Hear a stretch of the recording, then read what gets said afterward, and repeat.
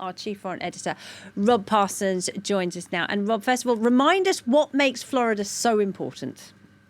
Yeah, well, we heard Donald Trump just there. He sounds very confident, but in reality, he can be anything but, because his path to the White House, to re-election, is pretty narrow. And on that path, he really has to win Florida, or it becomes almost, not completely, but almost impossible. He needs the 29 electors that come with winning Florida to that all-important electoral college. If he doesn't, it's really difficult for him.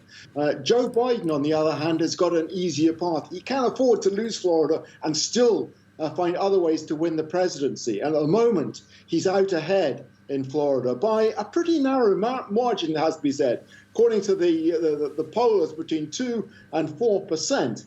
The interesting thing is that that percentage has been pretty steady for the last 3 months or so. Nevertheless, the Democrats are pouring money into this election in Florida. $100 million from Michael Bloomberg alone. They're getting out, talking to everybody, trying to get out Latinos, trying to get black vote, educated white vote. You know, they're putting everything into it. And as Joe Biden said, if Florida goes blue, it's over, essentially. Donald Trump is toast. That's what they're moving for. And the key, I think, this time round could be the elderly. This is what Joe Biden has been hammering home, and not just in Florida, but before he got to Florida as well. The elderly, which form a very large percentage of the population in Florida, have suffered particularly from coronavirus. And Biden's message has been, Donald Trump's management of the coronavirus has been a disaster. Trump has been hitting back by saying, look, you can't trust this man. He's going to bring fear and panic to the United States. He's going to shut down the economy. And for Latinos, he's a disaster because he's soft on Cuba. At the moment, it's very, very close. But Biden's still holding that narrow lead.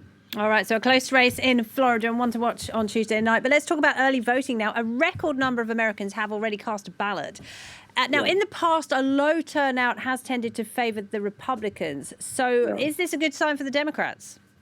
It is. You know, I think the Democrats must be very happy indeed at the moment by the signs that are coming. And the big issue here is mail-in voting, which we know Donald Trump is strongly opposed to, and for very good reasons, because by an enormous majority, most of the people voting by mail-in are Democrats. And we already know that 80 million people plus have already voted by early voting or by mail-ins. That's almost 60% already of the total of people who voted in the election in 2016.